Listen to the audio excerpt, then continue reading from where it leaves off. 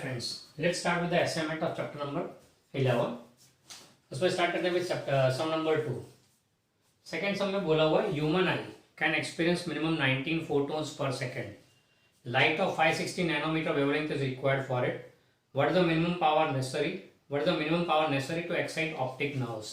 यानी यहाँ पे नंबर ऑफ फोटोन्स एमिटेड दिए हुए हैं. एक सेकंड में 19 फोटोन इंसिडेंट है. 19 photons are incident, each having wavelength of 560 nanometre, यानी कि 560 to 10 raised to minus 9 metre. We have to find out the power of the radiation. अब इसके बारे में कुछ ऐसा हमने किया था फॉर वन फोटोन. ऐसे ही हमने सब टेक्स्ट बुक में किए हुए. For one photon energy E is equal to h f. Lambda दिए से एक्स अपन लैम्बडा लेते हैं. तो for n photons energy will be equal to n h f, यानी कि n h c upon lambda. Also we have power P is equal to energy upon time. So therefore energy E will be equal to power into time. दोनों का equate करते तो therefore we have power into time is equal to NHC upon lambda. We want to find the power. So therefore power will be equal to NHC upon lambda into T. Book में ज्यादातर सम दिया उसमें power दिया हुआ है n find करना है, number of photons, या उल्टा कर दिया, n दिया हुआ है पावर फाइंड करना है. Put up the values, get the answer. And यहां पे आंसर आएगा कुछ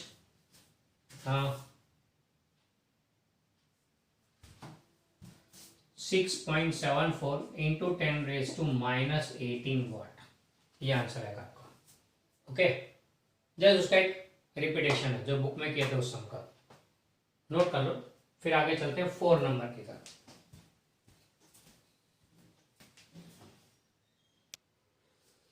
चलो अब चलते हैं 4 नंबर के सम की तरफ. 4 नंबर में दिया radius of a beam of radiation of wavelength 5000 angstrom is 10 raised to minus 3 metre. Wavelength दिया 5000 एंगस्ट्रॉम. एंगस्ट्रॉम ने 10 raised to minus 10, 3 मिनट दी गई तो 10 raised to minus 7 metre. Radius of the beam is 10 raised to minus 3 metre. Power of the beam is 10 raised to minus 3 watt. Power दिया 10 raised to minus 3 watt. The beam is normally incident on a metal of work function 1.9 electron volt. Work function of the metal दिया हुआ जिसके ऊपर incident है. तो हमें find करना है कि what will be the charge emitted by the metal pressure per unit area and unit time. Assume that it is what will be the charge emitted by the metal per unit area per unit time. pressure नहीं हो, पर है वहां पे, and unit time. Assume that each incident photon emits 1 electron. अब यहाँ पे क्या दिया, लाइट इंसिडेंट हो रही है एक सरफेस पे इतने रेडियस में, बराबर है इतने पावर से. तो हमें फाइंड करना है पर यूनिट एरिया पर यूनिट टाइम कितना चार्ज मेटल में से एमिट होगा. एंड हमें बोला कि 1 photon incident on the metal gives 1 photo electron. तो we have to find out not the number of photo electrons but charge find करना है. एक स्टेप आगे बढ़ना है. चलो कहानी की शुरुआत तो वही की वही है. For 1 photon energy is equal to h f. यहाँ लैम्बडा दिया हुआ है, इस h c upon lambda. Light is incident. फिर फॉर एन फोटोन्स के लिए एनर्जी कितनी होगी, E is equal to n h f, that's n h c upon lambda. But we know very well that power दिया है ना, but we know that power P is equal to energy upon time. Therefore energy will be equal to power into time. बराबर है ना. Comparing both the formula, thus what we get is power into time is equal to nhc upon lambda.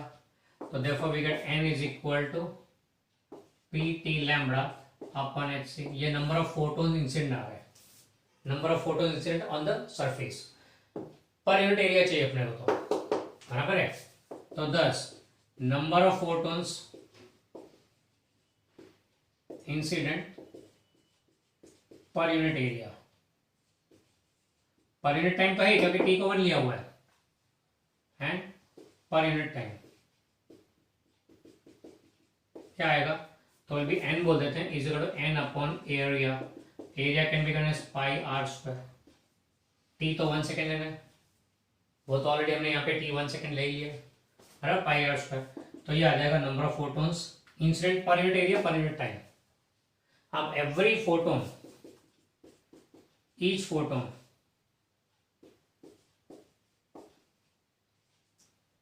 emits 1 photoelectron. One photo electron, यानी each photon one photo electron, तो number of photo electrons ही हो गए ये भी 10, number of photo electrons emitted पर unit area पर unit time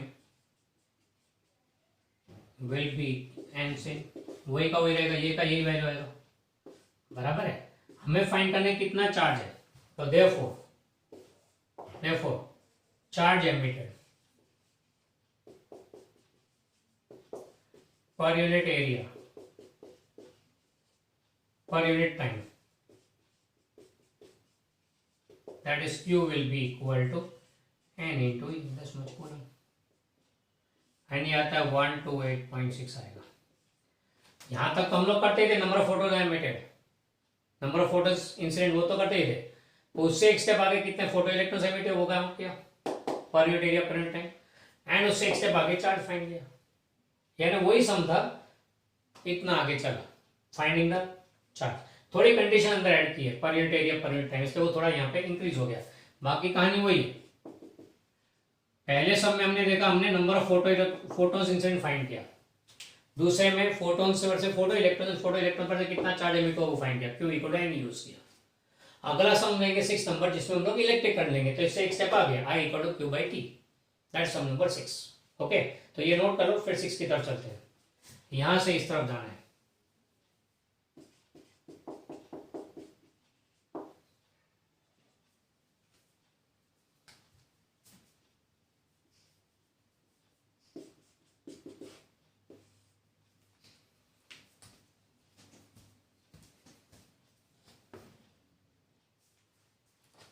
चलो नेक्स्ट चलते हैं हम लोग सम नंबर 6 की तरफ। सम नंबर 6 में दिया है, light of 4560 angstrom of 1 milliwatt power is incident on photosensitive surface of cesium. If quantum efficiency of surface is 0.5%, what is the amount of photoelectric current produced? कितना photoelectric current प्रोड्यूस होगा वो find करना है। अब photoelectric current क्यों produce होगा, क्योंकि electrons emit हुए, लाइट इंसिडेंट हुई, फोटोन इंसिडेंट हुए, उन्होंने इलेक्ट्रॉन्स प्रोड्यूस किया, electron form the current in the circuit, तो फोटोइलेक्ट्रिक करंट फाइंड करना है। करंट के लिए we know very well I is equal to Q by T and Q is nothing but Ne by T, तो अगर number of photo electron मिल जाए तो काम हो जाएगा हमारा। And number of photo electrons कहां से लेंगे, तो क्वांटम एफिशिएंसी क्या बोलता है 0.5%, मतलब क्या हुआ कि जितने भी फोटोन इंसिडेंट है only 0.5% of that are capable of generating photo electrons. Quantum efficiency मतलब लाइट की एफिशिएंसी कितनी है, तो जितनी लाइट इंसिडेंट हुई उसमें से 0.5% ही यूजफुल होती है फोटो इलेक्ट्रॉन एमिट करने में। तो क्या हुआ, पहला करंट फाइंड करना है तो नंबर ऑफ फोटो इलेक्ट्रॉन्स चाहिए, नंबर ऑफ फोटो इलेक्ट्रॉन्स के लिए नंबर ऑफ फोटोन्स की जरूरत पड़ेगी, नंबर ऑफ फोटोन्स के लिए अपना रूटीन मेथड। चलो शुरू करते हैं। For one photon energy is equal to HF, फिर से यहाँ लैम्बडा दिया हुआ है इसलिए HC upon lambda. For n photons energy is equal to NHF, that's NHC upon lambda. Also we have power P equal to energy upon time, so therefore energy is equal to power into time, दोनों को equate करते हैं तो therefore we have power into time is equal to NHC upon lambda, so therefore n will be equal to PT lambda upon HC. This much photons are incident. Okay, ये photons कितने incident हुए वो आ गया। अब photons आ गया तो photo electrons find करते हैं, कितने एमिट होंगे वो, as quantum efficiency is 0.5%, that means 0.5% photons emit photoelectrons, 0.5% are able to emit photoelectrons, बराबर है। Therefore number of photoelectrons emitted will be N is equal to 0.5% of small n, यानी कि small n into यानी 0.005 है ना, 0.5% n divide by 100 यानी 0.5 divide by 100% यानी into n, तो इतने फोटो इलेक्ट्रॉन्स एमिट हुए, बराबर है। तो photo electric current produced photo electric current produced. Q find, charge find नहीं करने पर सीधा ही चलते हैं. Photo electric current Q will be, C will be equal to Q by T and Q is given as NE by T. तो N तो है आपके पास में, ये यूज कर लें, this much ampere. Okay, and ये आएगा आपका आंसर. This will B 1. ये आंसर आपका आएगा करंट का 1.8 इंटू 10⁻⁻⁶ एम्पियर, यानी कि 1.8 माइक्रो एम्पियर. ये आंसर आएगा इसमें. ओके, यहाँ पे जो एंगल है वो इधर सब्स्टिट्यूट कर दो, यहाँ से लेके इधर. क्लियर? ये हो गया. ये 3 सम बैक टू बैक. क्या किया? एक में नंबर ऑफ फोटोज ढूंढा, दूसरे में इलेक्ट्रिक चार्ज ढूंढा, तीसरे में करंट ढूंढा. तीनों स्टेप बाय स्टेप आगे बढ़े हम लोग.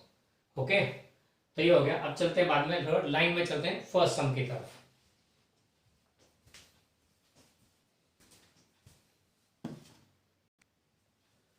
चलते हैं अगला सम नंबर 1 की तरफ. सम नंबर 1 में दिया है कि wavelength of light incident on a photosensitive surface is reduced from 3500 angstrom to 2900 angstrom. 3500 angstrom से 2900 angstrom रिड्यूस किया वेवलेंथ. तो स्टॉपिंग पोटेंशियल में चेंज कितना आएगा? डेल्टा V0 फाइंड करना है, चेंज इन स्टॉपिंग पोटेंशियल. तो चलो फॉर्मूला देखते हैं. Formula connecting incident by light का wavelength with stopping potential. EV0 equal to hc upon lambda minus phi0. बराबर है. अब यहाँ पे पहले केस में क्या लिखेंगे? EV01 is equal to hc upon lambda 1. h and c constant है, मेटल भी सेम, इससे phi0 भी कांस्टेंट है, माइनस phi0. दूसरे केस में EV02 is equal to hc upon lambda 2 minus phi0. अब लैम्बडा 1 से lambda 1 is bigger than lambda 2. Lambda 1 is bigger than lambda 2, तो V02 will be bigger than V01. बराबर है. Lambda 1 bigger than lambda 2, V01 will be less than V02, क्योंकि inverse लिए. इससे difference में V02 minus V01 लेना पड़ेगा. तो व्हाट वी डू इज, इसको इक्वेशन 1 बोलते हैं, इसको 2 बोल देते हैं. Subtracting equation 1 from 2. बराबर है. What we are doing is subtracting equation 1. यानी 2 में से 1 माइनस कर रहे हैं. E common V02 minus V01 is equal to, यहाँ पे ये दोनों तो कैंसिल हो जाएंगे. HC common 1 upon lambda 2 minus 1 upon lambda 1. Now this will be E into delta V0 is equal to HC into lambda 1 minus lambda 2 upon lambda 1 lambda 2. LCM ले लिया. Delta V0 find करना है, is equal to HC upon E lambda 1 minus lambda 2 upon lambda 1 lambda 2. You have the values.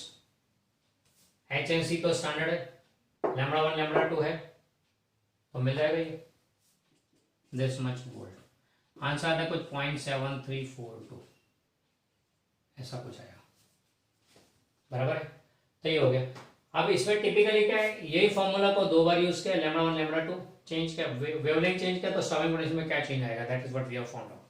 Okay, तो एक typical सम हो गया जो entrance में खास ऐसे टाइप के सम हो जाए. एप्लीकेशन दिस फॉर्मूला है. एप्लीकेशन ये नोटबुक में नहीं दिया ऐसा कोई सम, तो ये एप्लीकेशन दिस फॉर्मूला है, how to apply it and you can go for it. बराबर है. तो that's sum number 1. Please note it down. फिर चलते हैं सम नंबर 3 की तरफ.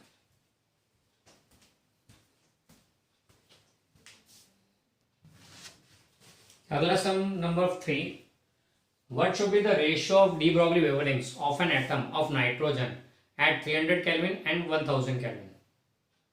Temperature there T1 and T2. Mass of nitrogen atom is 4.7 × 10⁻26 kg and it is at 1 atmosphere pressure. Consider it as an ideal gas.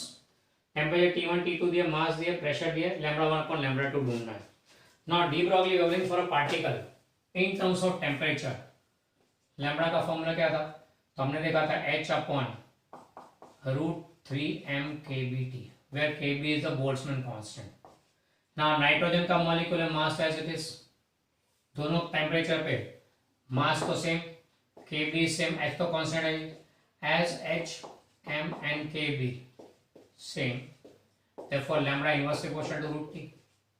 Therefore lambda 1 upon lambda 2 चाहिए ना, is equal to root of T2 by T1, that is root of 1000 by 300 and ये कुछ आएगा, calculate कर लो, काम खत्म, इतना ही sum, and it comes out be 1.826 something. बराबर, ये थर्ड सम हो गया। Okay, please note it down.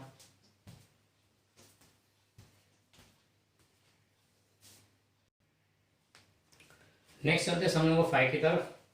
Work function of some metals are given, sodium, potassium, cadmium, nickel का वर्क फंक्शन दिया हुआ है।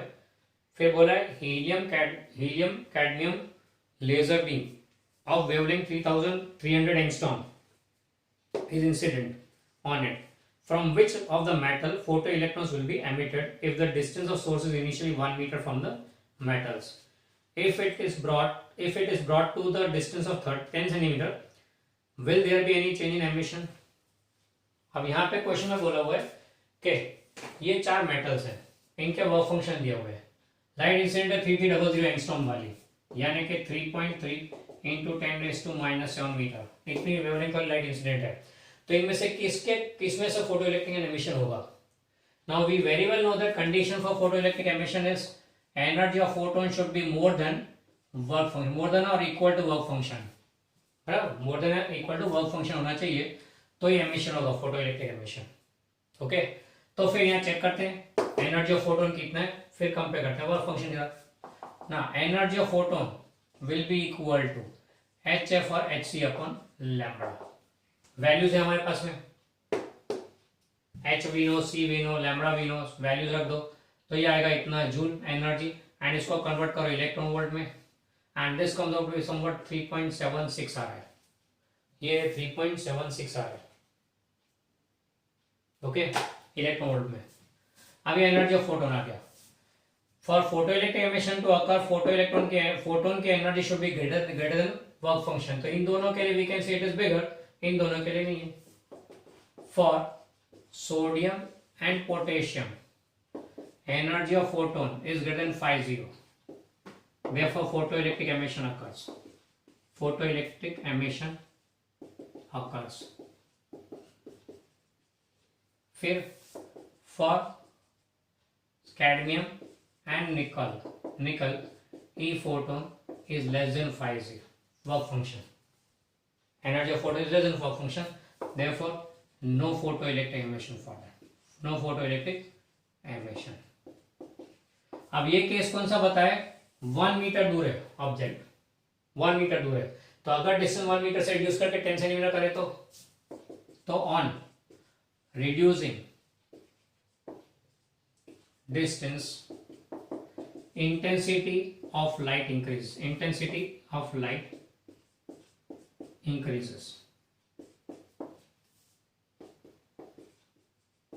but no change in frequency,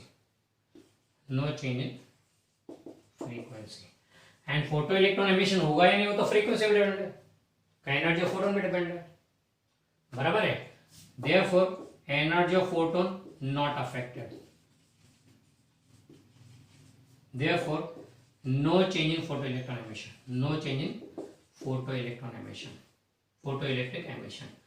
फिलहाल photoelectric emission पे कोई इफेक्ट नहीं पड़ता। हाँ, इतना इफेक्ट पड़ेगा कि इंटेंसिटी बढ़ी तो इन दोनों केस में जो फोटो इलेक्ट्रॉन्स एमिट हो रहे हैं उनके number of photo electrons will increase, number of photo electrons emitted will increase. तो इनमें से नहीं हो रहा है तो नहीं होगा, क्यों? क्योंकि इंटेंसिटी बढ़ रही है, फ्रीक्वेंसी में तो कोई चेंज नहीं है, फोटोन की एनर्जी तो बढ़ ही रही है, बराबर। तो फिर उधर तो एमिशन होने का कोई चांस ही नहीं है। Is it clear? तो ये एक और एंगल यहाँ पे अपने को मिलता है इस सम में, बराबर, इसीलिए इसको यहाँ पे लिया गया है। अब चलते हैं नेक्स्ट सम नंबर 7 की तरफ, ये नोट कर लीजिए प्लीज।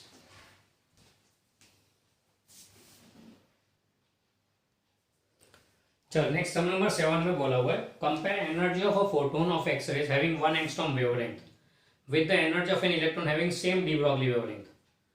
एक फोटोन एक्सरे का लिया हुआ है, उसकी एनर्जी, एंड दूसरा एक इलेक्ट्रॉन लिया जिसका वेवलेंथ सेम है, डी ब्रॉगली वेवलेंथ, दोनों की एनर्जी को कंपेयर करना है। तो एनर्जी पहले फोटोन के लिए, तो फॉर फोटोन कंपैरिजन मतलब कैसा है, we have to find out the ratio. पहले फॉर फोटोन के लिए तो very simple formula, energy E is equal to HF यहाँ लैम्बडा दिया, इसका hc/लैम्बडा कैलकुलेट कर लो एनर्जी फोटोन की, इतना जूल आएगा। बराबर, फोटोन के लिए यानी रेडिएशन के लिए हमेशा एनर्जी फाइंड करना, तो ये मेथड। फॉर इलेक्ट्रॉन ना, electron is a material particle, material particle में एनर्जी चाहिए तो क्या करेंगे, तो एनर्जी का फॉर्मूला डी ब्रॉगली वोलिंग के साथ में कनेक्ट हो, तो ऐसा कुछ था, लैम्बडा इक्वल टू h/√2mk, बराबर है, ये फॉर्मूला था। तो यहाँ पे k will be equal to, या फिर इसको स्क्वायर करते दोनों साइड, तो lambda square will be equal to h²/2mk। तो therefore kinetic energy of electron will be equal to h²/2m lambda square. All the values you have. Mass of electron, you know very well, mass of electron is 9.1 into 10 raised to minus 31 kg, बराबर, ये ले लीजिए, इसका energy of electron, ये energy of electron हो गया। तो therefore ratio of energy of photon and energy of electron will be equal to, ये आएगा जूल में ना, ये जूल में आंसर आ जाए, दोनों का रेशियो ले लो, काम खत्म हो गया। एंड ये आता है रफली 82.4 आ रहा है, ये रेशियो 82.4 आ रहा है, दिस इज 82.4, बराबर है। तो therefore we can say that energy of photon is 82.4 times energy of electron having same de Broglie loading. Okay, ये कंपैरिजन हो गया, यानी कंपैरिजन मतलब you have to find out the ratio, उससे ये कंपैरिजन आ जाएगा आपको। ओके, ये हो गया सम 7 नंबर। यहाँ पे क्या है, photon and electron, matter particle और रेडिएशन, दोनों को कंपेयर किया यहाँ पे, तो आपको दोनों के मेथड ख्याल आ जाएंगे। यहाँ पे फोटोन की एनर्जी निकालनी हो तो क्या करना है, पार्टिकल की एनर्जी फाइंड करनी हो तो क्या करना है। Okay, so this is the sum which gives the idea of both radiation matter particle together. Clear about this? ये हो गया sum number 7 and that completes the assignment of chapter number 11। Okay, हमने काफी कुछ फॉर्मूला तो वही को वही लिए, पर काफी कुछ ट्विस्टिंग लिए जो बुक के अंदर नहीं दिया, थोड़ा और आगे बढ़े हैं यहाँ पर। ओके।